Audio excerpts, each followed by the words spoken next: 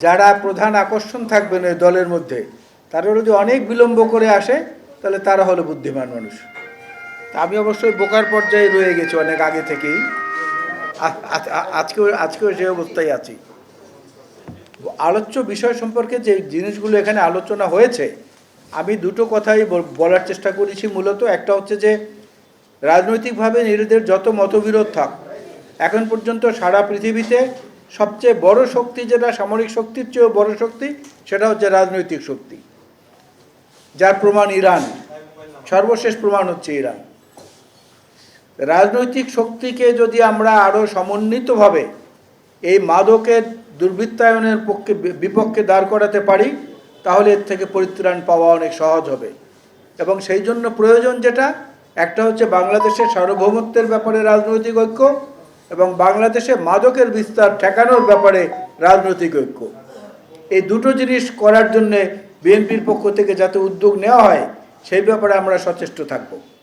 আমি মনে করি আজকে যারা কথায় কথায় আমাদের সমালোচনা করছেন, বিভিন্ন জায়গায় নানা রকমের অশ্লীল ভাষা ব্যবহার করে প্রধানমন্ত্রীর কন্যা, প্রধানমন্ত্রীর সম্পর্কে, আমাদের অনেক নেতার সম্পর্কে যা খুশি তাই বলে যাচ্ছেন, তারা বরঞ্চ এদিকটা যদি একটু মনোযোগী হন।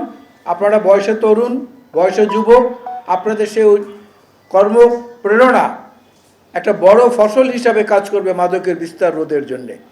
এবং সে মাদকের বিস্তার রোধ করতে পারলে আমরা অনেক প্রতিভাবান মানুষকে খুঁজে পাবো এই তরুণ সমাজের মধ্যে, আমাদের সন্তানদের মধ্যে, আমাদের বাংলাদেশের তরুণ, যুবক, কিশোর যারা, তাদের নেতৃত্বের মধ্যে, যেটা দিয়ে বাংলাদেশে এক নতুন সমাজ গড়ে উঠবে।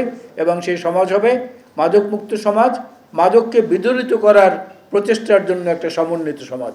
আপনাদের সবাইকে আবারও ধন্যবাদ। আল্লাহ হাফেজ। যারা এইটা তো দিনক্ষণ ঠিক করে আপনাকে বলা যাবে না। বাংলাদেশের বিচার ব্যবস্থার তো একটা পদ্ধতি আছে, সেই পদ্ধতি অনুযায়ী অগ্রসর হবে। ইতিমধ্যে সময়সীমা নির্ধারণ করে দিয়েছেন সংশ্লিষ্ট তদন্ত কর্তৃপক্ষ। এবং সবচেয়ে বড় কথা হচ্ছে, মাননীয় প্রধানমন্ত্রী নিজে যাওয়ার পরে রামিসার বাবার যে একটি উক্তি, যে আপনার মতো মানুষ আমার 10,000 টাকা ভাড়ার ফ্ল্যাটে এসে নিজে উঠবেন, আমি এটা কখনো কল্পনাও করিনি। এই উদাহরণটা আমি এই কারণে বললাম যে এর আগেও আমরা অনেক সময় দেখেছি যে এদেরকে পারিবারিকভাবে ডেকে নেওয়া হতো বা তাদেরকে সান্ত্বনা দেওয়া হতো। প্রধানমন্ত্রী তো এরকম অনেক উদাহরণ সৃষ্টি করেছেন ব্যতিক্রমে, যার মধ্য দিয়ে প্রশাসনে এবং তদন্তের দায়িত্বে যারা আছেন তারা প্রেরণা পাচ্ছেন। আমার বিশ্বাস বিচার বিভাগে যারা আছেন তারাও এখানে প্রেরণা পাবেন।